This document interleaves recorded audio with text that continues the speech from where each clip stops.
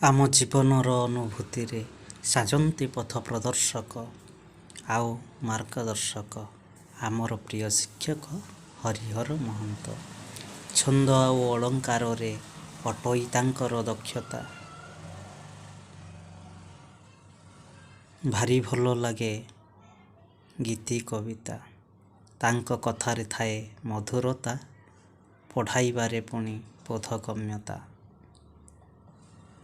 ଭାଷା ସାହିତ୍ୟ ପ୍ରତି ତାଙ୍କ ଭଲ ପାଇବା ଆମେ କେବେ ଭୁଲି ନ ଯିବା।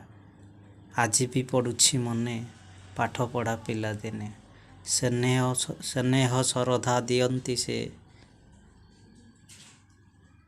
ପ୍ରଗତିର ପଥେ ଆଗେଇ ଯିବାକୁ।